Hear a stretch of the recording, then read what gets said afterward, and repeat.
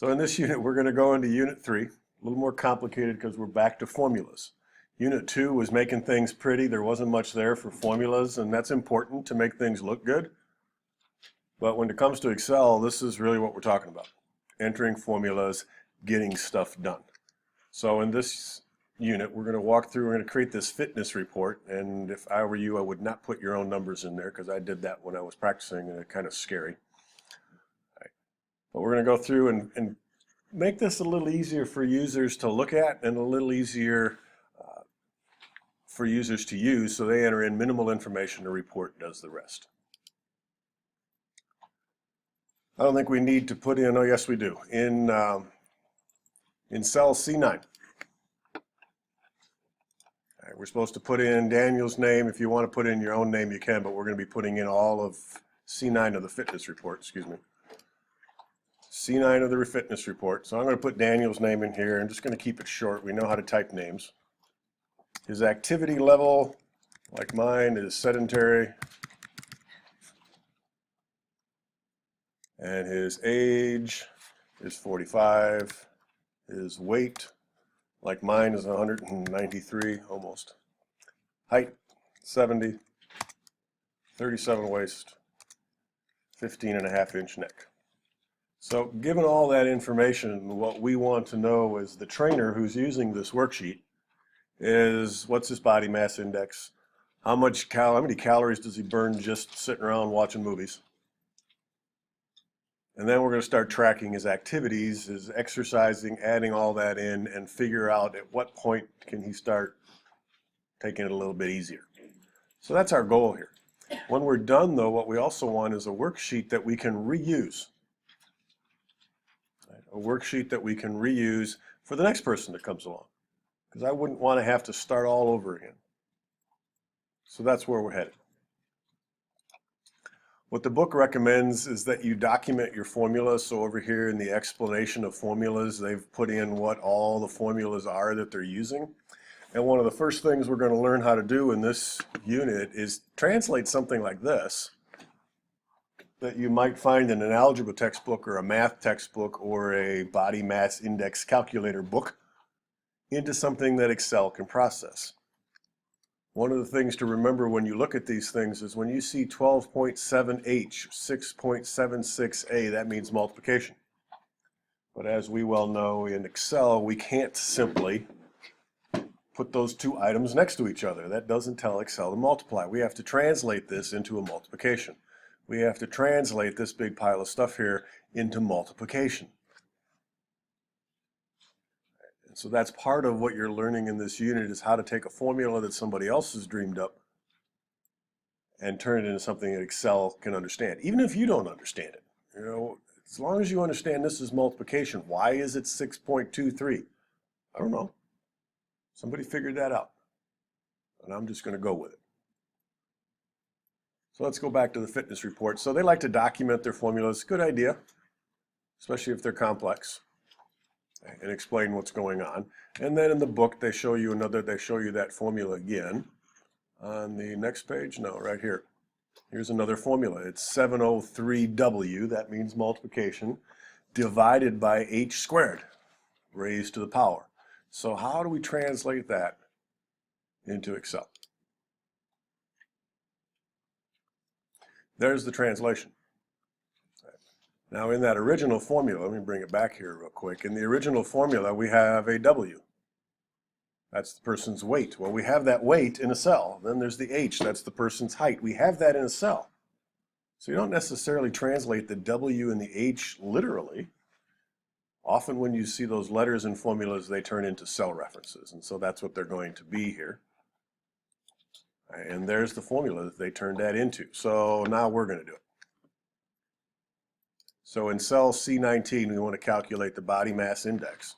And according to the book, start with an equal sign because it's a formula. Then 703. The book has a nice discussion about 703. What's magical about that number? Should we put it someplace? Save it in a cell? Programmers sound familiar? Turn it into a constant? Most of the time the answer is no. 703 is a constant value. It never changes, so you just put it in. Now it says take the weight, so I'm going to point to the weight, put that in the formula, or you can type it, C11, divided by the height squared. Now we haven't seen this in a formula before, but to square something in Excel, press Shift 6, that gives you the caret is what I call it. It's like a little up triangle, and then the number 2. That squares it. Now, remember the original formula. See if I can bring it back here quickly.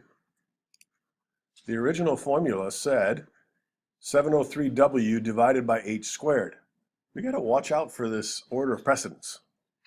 Because if we wrote that out the long way and we didn't do it right, order of precedence might not work. We want to take the 703W divide by the h squared. Order of precedence says do this first. Exponentiation is done first in the order of precedence, so that's good. Then we multiply the 703 times C11, that's good, and then we divide by that. So in this case, order of precedence does it correctly. But if you weren't sure, you could always put parentheses around this, probably not a bad idea, and say I want to do all of this first, then all of this, just to make it easy to understand for somebody else who's looking at it. And that's what I want. Take this first group and divide it by the second group. Those are optional, because order of precedence would have done it anyways, but you can put it in there. So I'm going to leave it. Press enter, and this guy's body mass index is 27.6 something something something. Right. Book says get rid of the decimal places, or maybe down to 1, so click on that. You know how to get rid of decimal places by now. Decrease a whole bunch of times till there's 1 decimal place. I'm not going to do that anymore just because you know how. So from now on, we're going to get ugly numbers. But you know how to remove the decimal places if the book asks you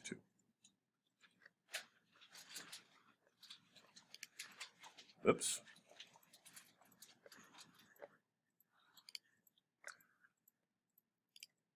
The next formula uses some of that multiplication stuff. All right, here it is.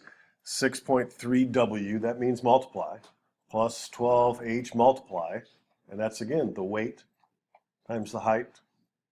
And then this one is the A, which must be the activity level, plus 66. Now where'd that formula come from? I don't know. Somebody's dreamed it up. Your job, Excel person, is to turn that into a value that Excel can use, or a formula that Excel can use. So again, I'm just kind of following the book here, but once again, we're creating a formula, so start with an equal sign. 6.23 times the weight, so once again, I'm going to point to it. Or you can type the C11, plus 12.7 times C12. This time I typed it. I know I got it because it turned pink. Minus 6.76 times C10. Where's C10? That's this. Oh, that's the age. A is the age. Okay. Plus 66. Often in the real world, when you're building kind of complicated formulas like this, you have an expert, a BMI expert, sitting next to you saying that looks about right. Again, I'm going to leave the decimal places, so don't worry about it. Again, practicing some formulas here, not too complicated. The next thing we need is their BMR, the active BMR. And this is based on whether they're sedentary or not. And initially, we're simply going to type equals C21 times P8. Where'd the P8 come from? It's way the heck over here on the spreadsheet someplace. They put some stuff off the screen, and there's the value that you get for being set. That's how many calories you basically burn sitting still. That's where it came from. Press enter, and we're going to change that a little later.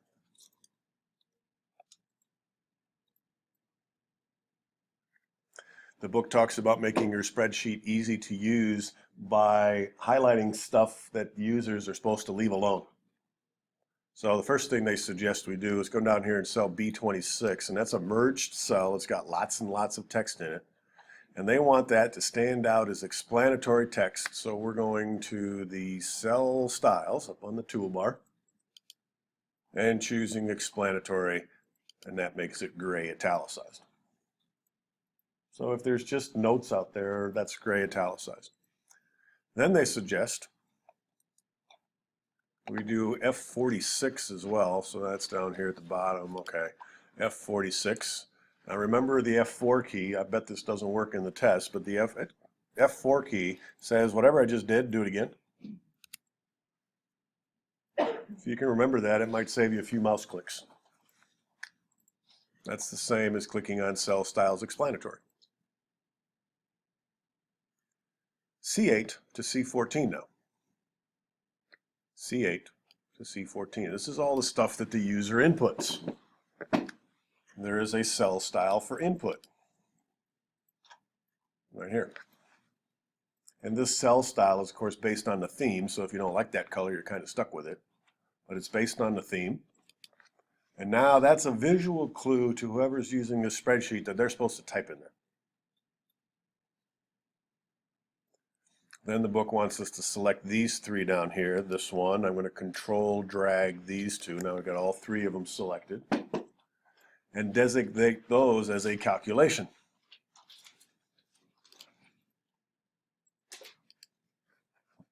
Teachable moment. Hey, you programmers, does this sound familiar? My inputs look different than my outputs, like text boxes look different than labels. Many of my programming students have been getting dinged lately because they all look the same. We can't tell them apart. Same thing here. I like it when Excel kind of backs me up every now and then. That's good. Okay, so we did those. Now G22 to J44. So here, all the way down to here. These are also inputs. Did he exercise and how much? Boy, would that be a pain to have to calculate that or to put that in. But anyways, cell styles, inputs. So I know that we can put those in. And then we're supposed to have kind of a, how does somebody who's looking at this know what these colors mean? Well, we're going to tell them. So in C2, we're going to type input values. If it was me, I would just be typing inputs. In the big box underneath it, I'm going to put in calculated values.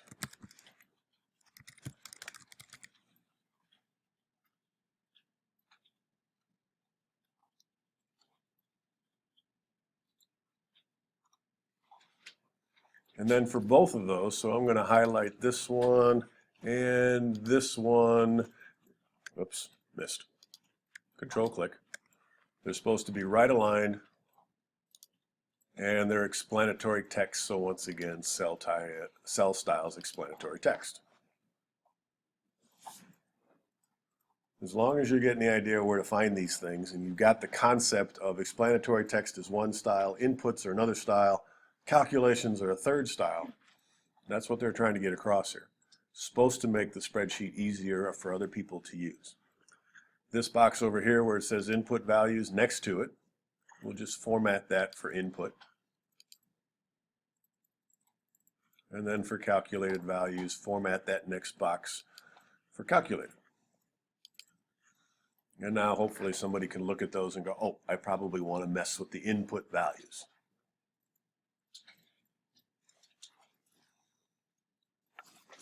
Questions?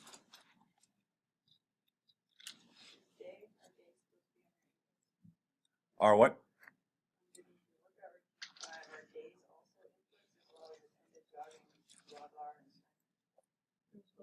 By the time we're done, yes, but I might have, let me check to see if maybe we weren't supposed to format those.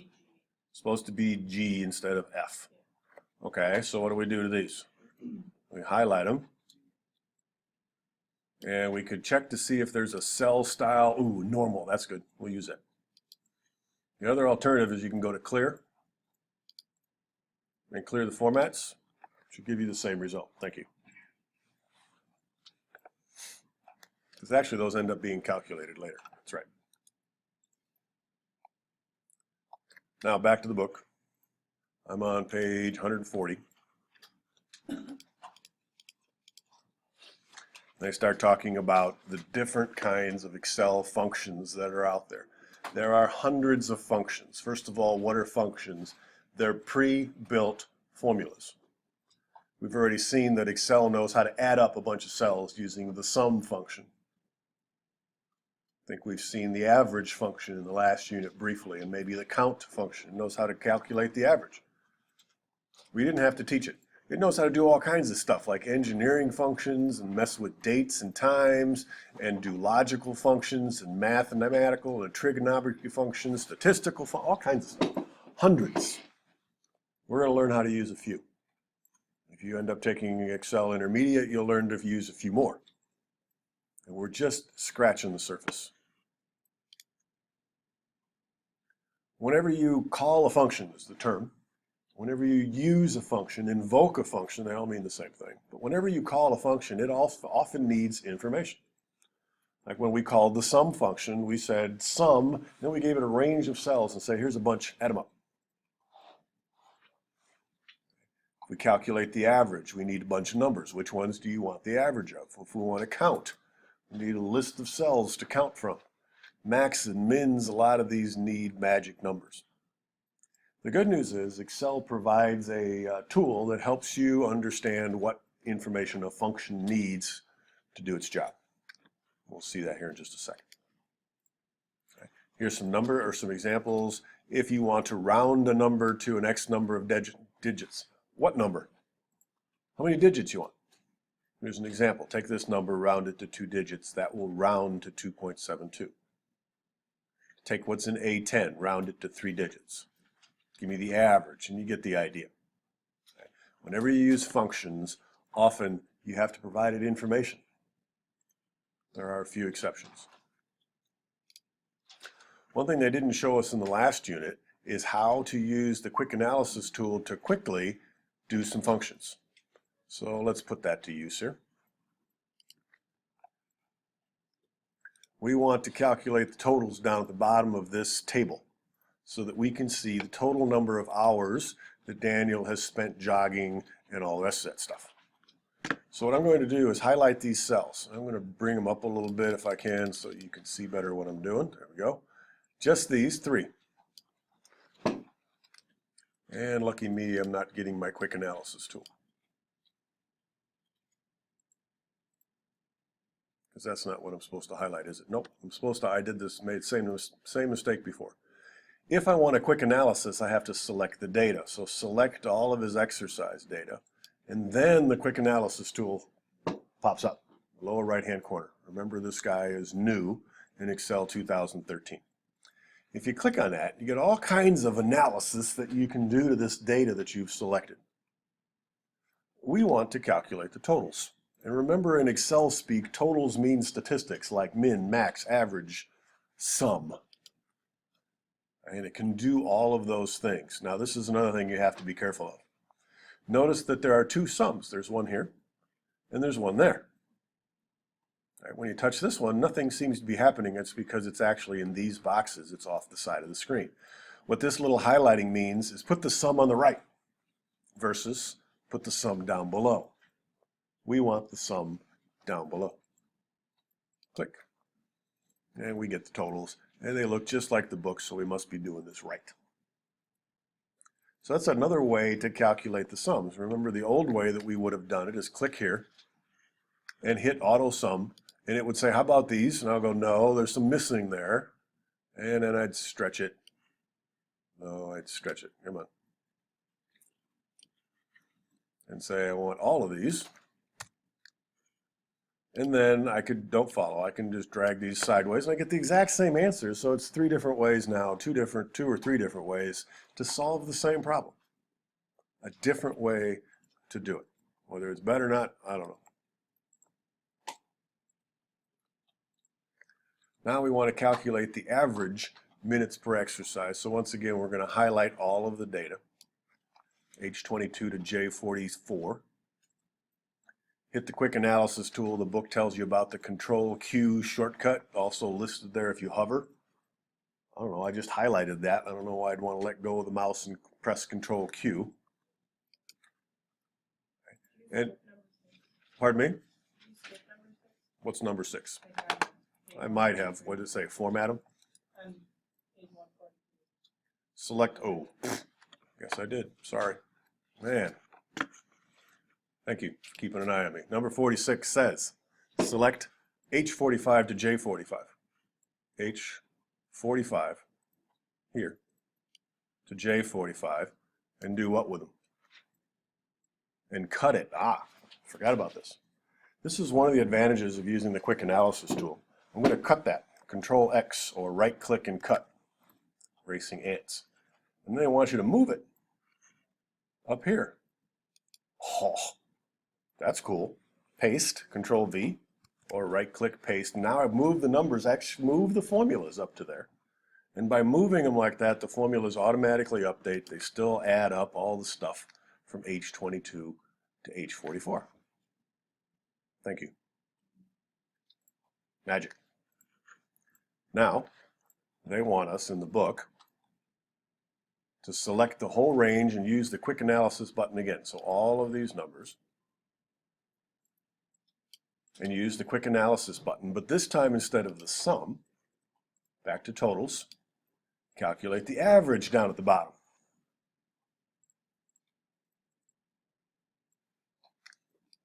And once again, move them because they want them up higher where we can see them easier. So Control X to cut them. Scroll up here to where the average are and paste, Control V. Got way too many decimal places, but you know how to fix that, so I'll leave that to you sometime. Okay, we'll do some more in a little bit. In K21, right here. They want us to type total minutes, so now we're going to do some more summing. Total minutes. Press enter and Excel does some magic. It says, you know, these are green, white, centered. I'll bet you want this one to be green, white, and centered too. Sure enough, I do. So we'll leave that be. Once again, quick analysis tool. I'm going to grab all of these numbers. But this time I want my total on the side. So once again, quick analysis tool, totals, but I want them on the side. And those numbers, they were there before when I was hovering, but we couldn't see them because they were off the screen. So this quick analysis tool can put some formulas in pretty darn quickly for us. The book says these are calculations, so let's highlight them very quickly and turn them into calculations. Show them as calculations.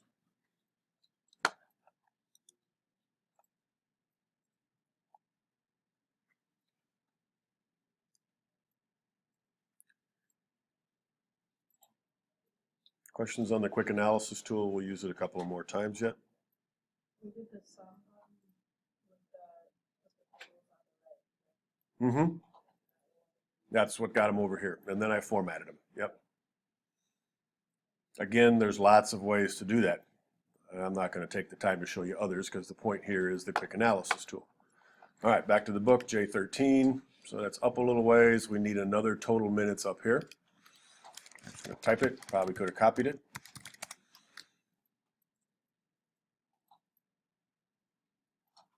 And then they say just copy these formulas from here to here over. Now they haven't taught us this yet, but it's coming. We could copy these to the clipboard or grab the fill handle. Remember that little black box in the lower right-hand corner of your selection is called the fill handle. And we'll use that a little later, but whenever I copy formulas, that's the first thing I do. Just drag them over, and now we get totals that look just like the book except for the number of decimal places. To me, that's the easiest way to copy formulas. Grab the fill handle and drag it in the direction that you want to copy.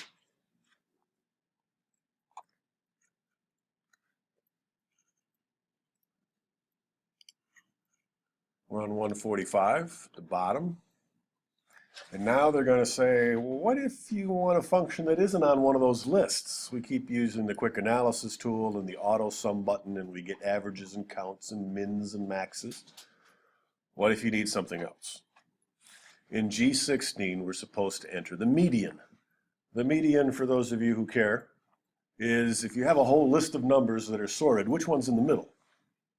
What's the middlemost number in that list? Well, first of all, we have to sort the numbers, and we don't have sorted numbers. Then we have to figure out which one's in the middle, and where is the middle? Good news is Excel knows how to do all this, so we're just going to let it tell us how. With a built-in function, because it's used so often, called the median. So in G16, right here, we're supposed to calculate the median, but I don't know, I can guess, but I don't know what the name of the function is. If you don't know the name of the function, there's a couple different ways to find out. The first one the book shows us is clicking on the function button, the insert function button. It's right next to your formula bar. It looks like an FX. You simply click it, and you get a dialog box that says, let me help you out here. What do you want? We can search if we don't know, because there are, again, thousands of, I don't know about thousands, but at least hundreds of functions out there. And if you don't know what it's called, you can get some help here. So I want to find the middle value. And you can either press enter or click on go, and it'll give you a whole bunch of choices, and that's helpful. If I don't know what it's called, why do you give me 25 choices and say it's probably one of these, pick one? What I want is the median. So you kind of have to have a clue of what you're searching for. And of course, in this case, somebody said, you want the median, so okay, I'll go find it. You would think that you could just type equals median and it'll help, and you could try that. But sometimes it doesn't work, because the maximum function is called just max, not maximum. The minimum function is called min, not minimum. So this is a good tool, comes in handy. You find the formula that you want and you click on OK. A new dialog box shows up. And that dialog box says, how about G14 to G15? Oh, good guess, but not right. So now I want to select, again, all of my statistics down here. If you can see the numbers, you just drag over them. Now I can see them, so we don't necessarily have to do this next step. But sometimes this box is in the way. You can move it around, and sometimes that doesn't help. This little red looks like a dot. It's a collapse button. It hides this dialog box, shrinks it down so it doesn't take up much room. Then we can highlight our numbers. Not that we couldn't have done this before. If you got a nice big monitor with small fonts, you probably don't even need to collapse it. And notice I highlighted now, it's hard to see, but H22 to J44. To bring the box back, the little icon has changed. It's now an arrow pointing down, and you click it and it makes the box bigger again. To H44? Really? Oh, man, Volker, pay attention. Okay, so what do? This time I'm just going to highlight them. There we go. And notice the box automatically collapsed and automatically came back. I did that on purpose, but it messed up my formula, didn't it? Now it added it to that view. Go away. One more time. Now I got it. I hope when you're doing the case problems, you read slower than I do. Thank you for keeping me straight. So we did all the expanding and collapsing, and notice right here, we're getting an estimate of the answer. You know if you've done this sort of right when you get an estimate. If you get an error here or something else, something's not right. What about number 2? Notice it's not boldfaced. That means it's optional. You don't need it. Actually, I have a whole range of numbers here anyway, so why would I even need a number 2? Probably don't. Click on OK, and my median is 15. I want the median of all the other columns as well. So once again, I'm going to do the trusty dusty fill handle, grab this guy here, and pull them all the way across. They use copy and paste, but you get the same result, and I think that's easier.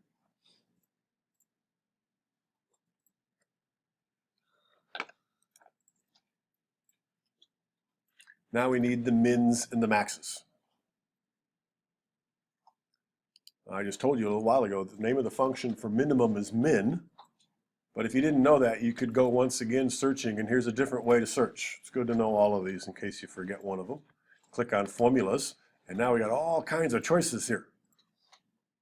Which one do you think the min might be in? Oh, I don't know. Text, date, no. Lookup, no, no. This bothers me. It's under more, and then statistical.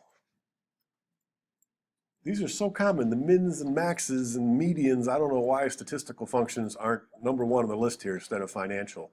I guess all the accountants got in there and said, we're first.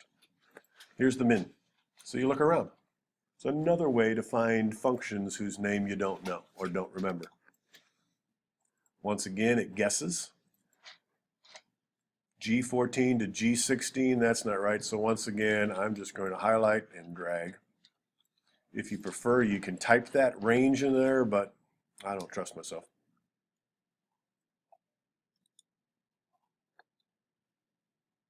Nicole, how am I doing? Is it Nicole? It's not Nicole. Yeah. It is Nicole. So far, so good. Just keeping an eye on me. Okay. H22 to H44 again. Click on OK. And again, notice I'm getting a value here. And I could move this aside and say 10, 10, 10. Anything smaller than 10 in there? No, nothing smaller than 10, so it's figured it out. And once again, grab the fill handle all the way across through J. Yeah, it didn't tell me to do that, but we'll do it anyways. One more technique. I do know the name of the function. It's max. So I can type equals max. And notice it gives me some help. Cool. I can point to max and click. And it says, all right, now you need a parenthesis. And once again, the range.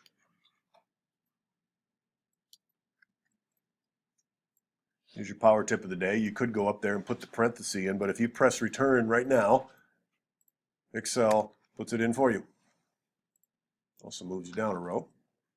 But there it is, max of 22 to 44. And once again, fill.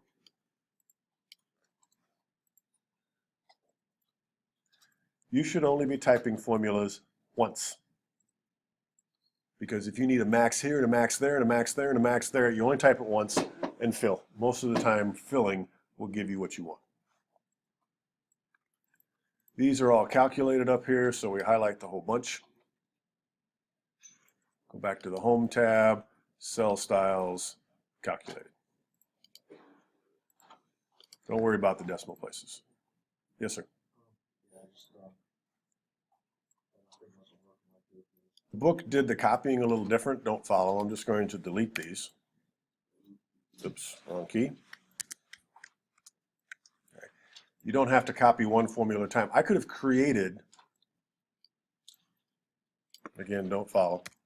I could have created all these formulas once and then just grabbed the whole bunch and said, okay, I need copies of all those over here. Done. So that's often the way I build my spreadsheets. Type in one set of formulas and then drag the whole bunch to duplicate them if that's what you need to do. So you don't have to do them one at a time and then move on from there. Whatever works in your brain, you can use that. Book then talks about, these are formulas. Can I use those in other formulas? Absolutely. Right? Just because, I'm sorry, they're functions. Can I use the results of these functions in other functions and mix them all up and do all kinds of goofy stuff? Yes, we can. We need to figure out the calories burned, so that's L21 out here. Calories burned, that's important to know.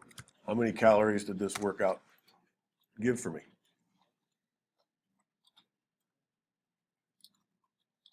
Then we need one formula equals, and I'm going to type them because the cell addresses are kind of all over the place. So I'm going to save a little time. P20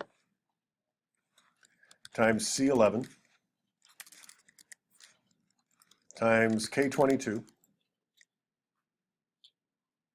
divided by 125.7143. 125.1743. Again, that came from our formula sheet. We had to do the translation. There's a bunch of stuff in there. Enter.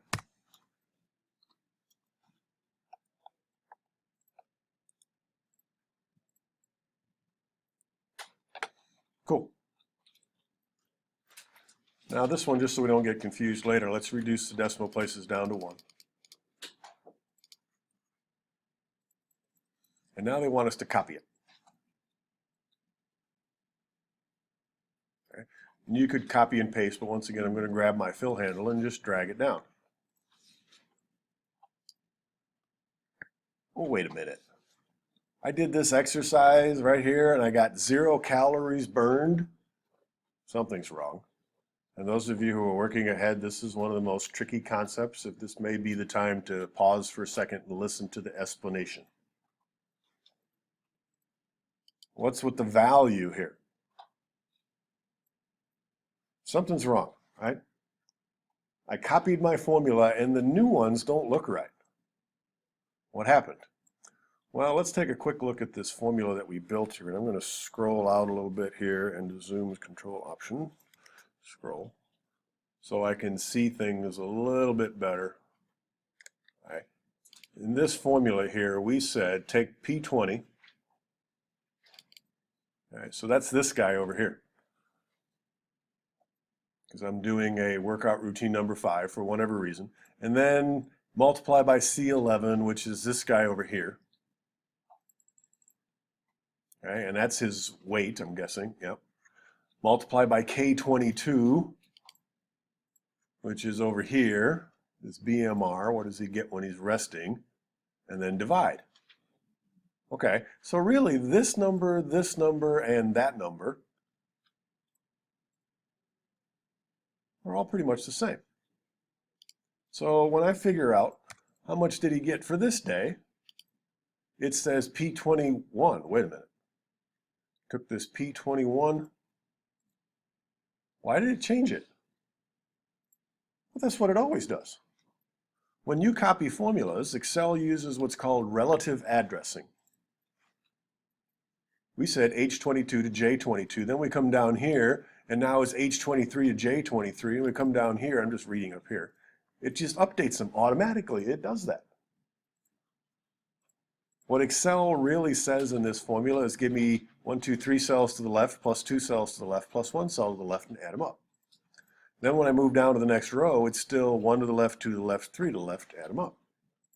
It's called relative addressing. In relation to where I am, go get these cells.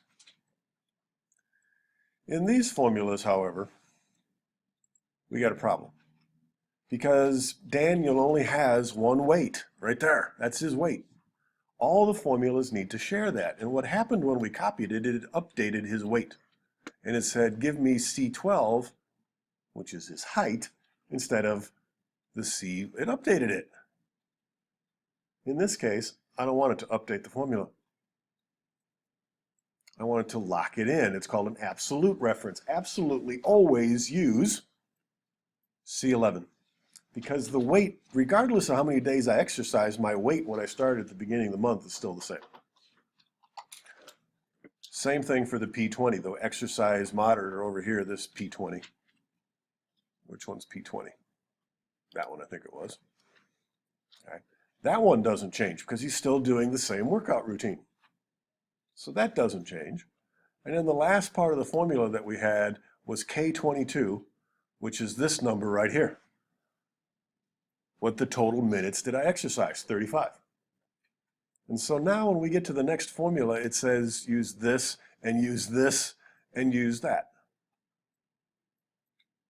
And I'm working my way down here. And then when I get down here, it says use this in your calculation. That doesn't make sense.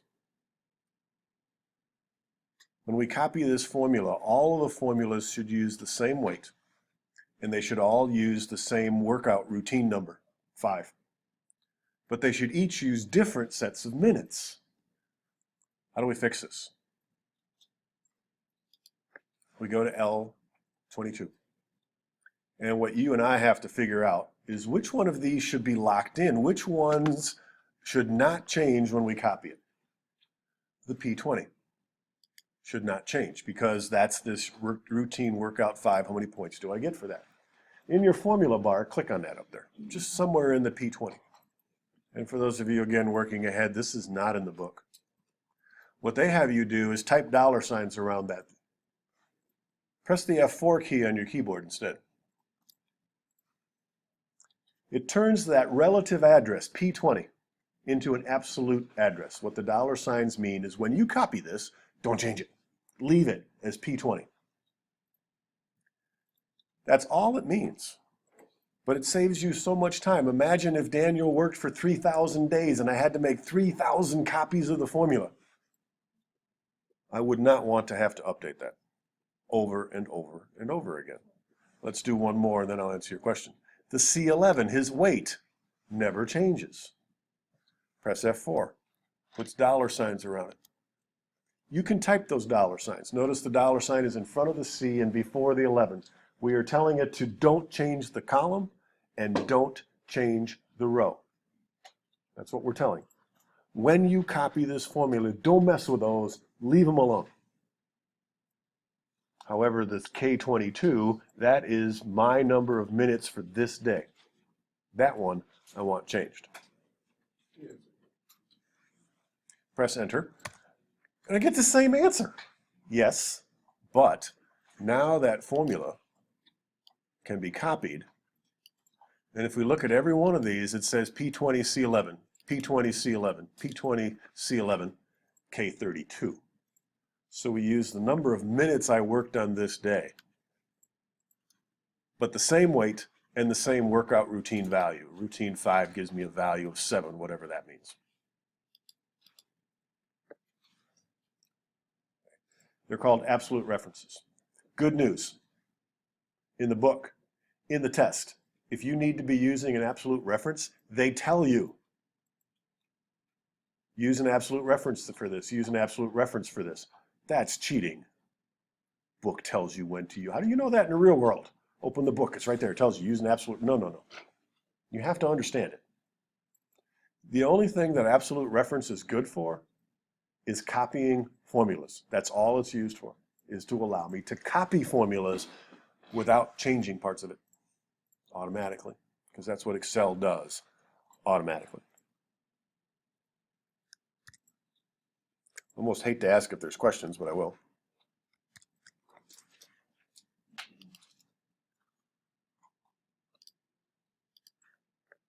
It allowed us to copy that formula. Otherwise, it made a mess out of them when it updated them. This happens whenever formulas, I have 30 or 23 formulas here, right? I have 23 formulas. They all share the same cell, the weight. They all share the same cell, workout number 5 value. They all share that. When I copy it, they shouldn't be updating. And so we have to turn those into absolute references.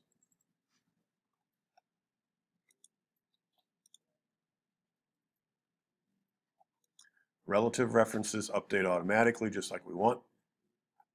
And then there's absolute references. That's with the dollar signs. You can, if you're a glutton for punishment, type those dollar signs yourself. And here they talk about them. Oops. L22, copy it, we make a mess. They talk about the different kinds of messes, the different kinds of errors you can make. If you get a pound sign with words after it, remember we got pound error, pound value. Something's wrong, got to fix it. Knowing what they mean doesn't help much, still got to fix it. If you get just pound signs, remember that means the number is too big, doesn't fit in the cells. Absolute references, everybody shares that cell. If you really want to confuse yourself, there's mixed references as well. Mixed reference, we lock in the column but not the row. Or we lock in the row but not the column. So there's only one dollar sign instead of 2. Those are rare. They talk about them. You don't need them for the assignment. You don't need them for the test. So recognize they exist, and we'll call it good for that. There's an example in there if you want to try to understand it. So here they said, go next to the P, type a dollar sign. Go next to the 20, type a dollar sign. That's painful. Oh, they did show you how to do F4. Whew. It's kind of hidden, right? Buried in there. As soon as I learned it, I forgot all about typing them. I click somewhere in the middle of the address, press F4, puts the dollar signs on there for me.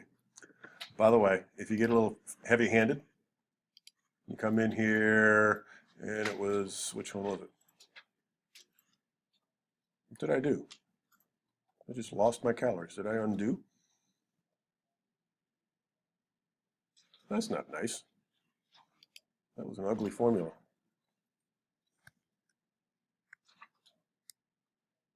Okay, filled that down, and those are calculated. We didn't format them.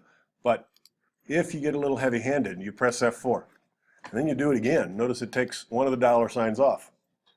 And then it puts one in the front, but not on the 20. And then it takes them off altogether. And then it cycles back around again. It's kind of like that tab button in Microsoft Word. For this unit, for unit 3, you should always have dollar signs on both. Always. I can't remember a homework assignment that I don't think it was on the test, pretty sure it wasn't, where you needed it on one but not the other. They just tell you in the book to make it absolute. That's it. No mixed references, so that's good. So we fixed them, change them to the calculation style, okay. And I probably could have just copied it from the cells next door, but that's easy enough. And I think it's almost time for a break. M21, oh boy, more. M21, calories subtotal. This is interesting. Calories subtotal. And again, this is where Volker wasn't paying attention. Let me make this bigger so you can see what I'm doing. We need to highlight L22 to 44, all the way down the L's here. What Daniel wants to know is how many calories have I burned total? It's a running total, it's called. I burned 376 on the first day, then another 322. How many is that total? And then how many, you can kind of see how it goes here. The quick analysis tool helps you calculate this. So if you click on the quick analysis tool, once again, we're going to totals. And we want a running total. There it is, but it gives us a running total at the bottom. That's not what I want. So we have to click this little arrow over here and go way over until you see running totals with the numbers on the right.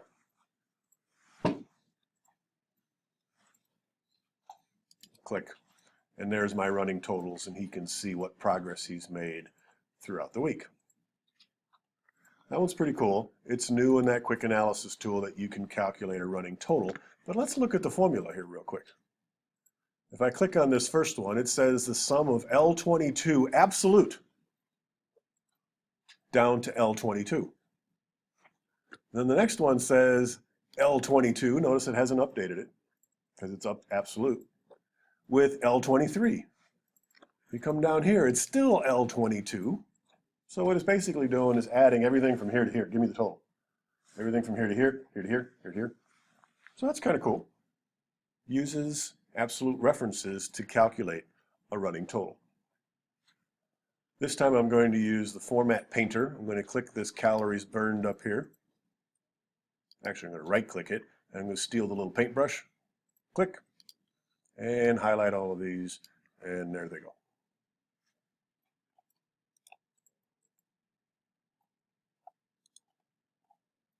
Okay. Considering the late start that I got you on, we made pretty good progress there. So let's take a break. When we come back, I hope your fingers are nimble because we got some complicated formulas. Those are easy.